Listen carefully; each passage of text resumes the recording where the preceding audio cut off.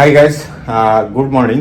তো আমার নতুন বাইক কেনার পরে আজকে প্রথম একটু লং জার্নি হবে, যেটা আপনার ম্যাক্সিমাম ওয়ান সাইড 100 কিলোমিটার। তো আমি যে পারপাসে যাচ্ছি সেটা নাইট ওখানে পৌঁছিয়ে আপনারা জানতে পারবেন। তো অলরেডি আমার বাড়ির দাদা বৌদি এবং ভাইজি কালকে চলে গেছে। তো আমি আজকে যাচ্ছি, ওখানে গিয়ে জানতে পারবেন আমার পারপাসটা কি, আমি কি কারণে ওখানে যাচ্ছি। বাইকে সকালে মুছে টুছে রেডি করে রেখেছি। তো বাইকের জার্নিংটা আশা করি ভালো হবে নতুন বাইকের। তো আমি ভীষণ এক্সাইটেড। নতুন বাইক কেনার পরে লং জার্নিংটাই আমি চাইছিলাম, একটু লং জার্নি হোক। তো সেটাই আজকে হচ্ছে। তো যেমন যেমন আমি যাব অন দ্য ওয়েকে দেখাতে থাকবো আমি কোন দিকে যাচ্ছি। তো লং রাস্তায় যাব যেহেতু ট্যাঙ্কিটা ফুল করে নিলাম, ট্যাঙ্কিটা ফুল করেই আমি রওনা দিচ্ছি। এটা হচ্ছে Buddha park, Kalyani Buddha park petrol pump, Indian petrol pump. এখান থেকে পেট্রোলটা ভরে নিলাম ফুল, এবার রওনা দিচ্ছি। দেখা যাক কতটা সময় লাগে। তো গাইস, আমি রানাঘাট ক্রস করে পৌঁছালাম আমার সেই পুরনো জায়গা। আমি এই রাস্তায় গেলেই আমি শান্তিপুর বাইপাসে অবশ্যই দাঁড়াই এবং কিছু ফটোশ্যুট করে নিই। ভিউটা কত সুন্দর। তো বাইপাসটা নতুন হয়েছে, তো এই বাইপাসে এখন করলেই এখানে একটু দাঁড়াতে ইচ্ছা করে এবং ফটোশ্যুট করেই নিই।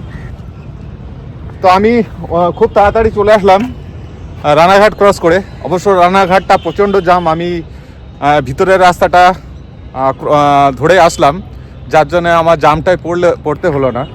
আপনাদেরকে আমি বারবার বলি, 40 নম্বর যে জাতীয় সড়কটা নতুন হচ্ছে, যেটা আপনার রানাঘাট কল্যাণী, রানাঘাট জাগুড়ি থেকে সোজা কৃষ্ণনগর থেকে পুরো বহরমপুর থেকে শিলিগুড়ি, এবং প্রপার রাস্তাটা হয়ে গেছে, শুধু রানাঘাটটা বাকি আছে। রানাঘাটটা কমপ্লিট হয়ে গেলে আর কোনো অসুবিধাই হবে না। তবে আমি এর আগে যখন এখানে এসে ব্লগ করেছিলাম তখন আমার কাছে ছিল রয়্যাল এনফিল্ড, তা এখন আমার কাছে আছে হোন্ডা সিবি 350 ডিলাক্স প্রো। তো আমি এই ডিলাক্স প্রোতে আগেও রাইড করলাম, আগেও রয়্যাল এনফিল্ডে আমি রাইড করেছি। এই ডিলাক্স প্রো থেকে আমার যে ধারণা ছিল আমি সেটাই পেয়েছি। এর কোনো তুলনা হয় না, একদম স্মুথ ড্রাইভ। আজকে তো আমি রোড খালি পেয়ে 120 পর্যন্ত আমি স্পিড তুলেছি। তো আমি এখান থেকে কৃষ্ণনগর রওনা দেব, আর কৃষ্ণনগর মেরে আমার মনে হয় যতটা আমার যা বাইক আর যা রাস্তা, তাতে করে এখান থেকে 20-25 মিনিট লাগবে, পৌঁছে যাব কৃষ্ণনগর ক্রস করে কোথায় পৌঁছাচ্ছি সেটা আপনাদের অবশ্যই আমি দেখাচ্ছি। তো আজকে যেহেতু প্রধানমন্ত্রী রেলি আছে কৃষ্ণনগরে, যার জন্য ট্রাকগুলো দাঁড় করিয়ে দিয়েছে ট্রাফিক। তো ট্রাকগুলো দাঁড় করিয়ে দেওয়াতে আমি একটা সুবিধা পেয়েছি, রাস্তাটা সম্পূর্ণ খালি পেয়েছি। বাইক আমার পারফরমেন্স খুব ভালো দিয়েছে, দারুণ কন্ট্রোল আর স্মুথলি রিফাইন্ড ইঞ্জিন যেহেতু, আর কোনো ভাইব্রেশনের কোনো নাম নিশান নেই, একদম মনে হচ্ছে না মাটি কামড়ে গাড়ি চলছে। খুবই আনন্দ পেয়েছি। আর একটু দেখে নিন, আপনাদের ভিউটা দেখে দিই, এই বাইপাসের ভিউটা। এর জন্য আমি এখানে দাঁড়াই এবং দাঁড়িয়ে আমি এখানে একটু ফটোশ্যুট করি। দেখুন আমের বোল, দেখুন কত সুন্দর আমের বোল এসছে, সব ভরে গেছে আমের বোলে। তা আপনারা দেখতে থাকুন। বন্ধুরা, কৃষ্ণনগর পার করে গেলাম। ম্যাক্সিমাম যেহেতু মোদি আসছে, চারিদিকে জামই জাম, কিন্তু আমার কিছু গলি রাস্তা জানা ছিল, যার জন্যে গলি দিয়ে আমি ক্রস করে গেলাম। অলরেডি কৃষ্ণনগর টাউন পার করে গেছি, আর কোনো চিন্তা নেই। চলতে চলতে এখানে একটু দাঁড়িয়ে গেলাম, কেননা এই লোকেশনের ভিউটা এত সুন্দর। পুরো রাস্তার উপরে দেখুন গাছগুলো সব ঢলে পড়েছে, খুব সুন্দর রাস্তাটা। আপনারা যদি কেউ গেস করতে পারেন, চিনতে পারেন, অবশ্যই কমেন্ট বক্সে কমেন্ট করে জানাবেন। কৃষ্ণনগর থেকে বাস আসছে, সুন্দর লোকেশনটা। সামনেটা পুরো ফরেস্ট টাইপের। করিব 9টার সময় আমি বেরিয়েছিলাম, প্রায় পৌঁছে গেছি। এখান থেকে আমার হয়তো 2 থেকে 3 মিনিট লাগবে। আমি অলরেডি বক্সের আওয়াজ পাচ্ছি, ডিজে বক্স চলছে। রাস্তাটা দেখে বুঝতেই পারছেন একদম গ্রাম্য এলাকায় পৌঁছে গেছি। চারিদিকে ক্ষেত আর ক্ষেত, গমের চাষ, ভুট্টার চাষ, আর বিশেষ করে ধনের যে সুগন্ধ, সেই ধনের সুগন্ধ নিতে নিতেই পৌঁছালাম।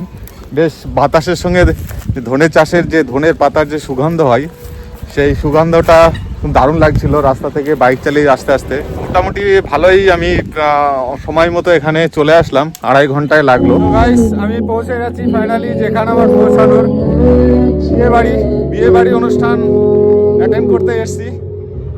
প্রত্যন্ত গ্রাম্য এলাকা, দেহট্টর পাথরঘাটা বলে একটা জায়গা, সেখানে আমি আসছি। তো সাধারণত আমি অন্যান্য সময় আসতে থাকি, কিন্তু আজকে যেহেতু বিয়ে, তো বিয়েটা অ্যাটেন্ড করতে এসেছি। তো ফাইনালি আমি বিয়ে বাড়িতে অ্যাটেন্ড করার জন্য এসেছিলাম। তো বিয়ে বাড়ির ডেকোরেশনটা আপনাদেরকে দেখিয়ে আমি এন্ট্রিটা নিচ্ছি। তো এক্সাইটেড ভাব, যেহেতু বিয়ে বাড়িগুলোর কথা। বাহ, আবার গ্রামাঞ্চলের বিয়ে আলাদাই একটা ফিলিংস দেয়। তো প্যান্ডেলটা আপনাদের কাছে কেমন লাগছে অবশ্যই কমেন্ট বক্সে কমেন্ট করে জানাবেন। বাহ, প্রচুর লম্বা এরিয়া। চলতে চলতে আসলাম, এদিকে রান্না বান্না প্রস্তুতি চলছে। আগে বাড়িতে ঢোকার আগে ঘুরেই দেখে নিই চারিদিকে। একটুখানি রান্না বান্নার প্রস্তুতি চলছে সব।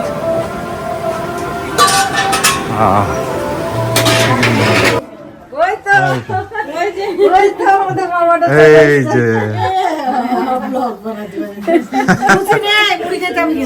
হ্যাঁ, মুড়ি বেটার। ছোট কাকা। হ্যাঁ হ্যাঁ, বাহ বাহ, তুমি নিজেই সাজাচ্ছ নাকি?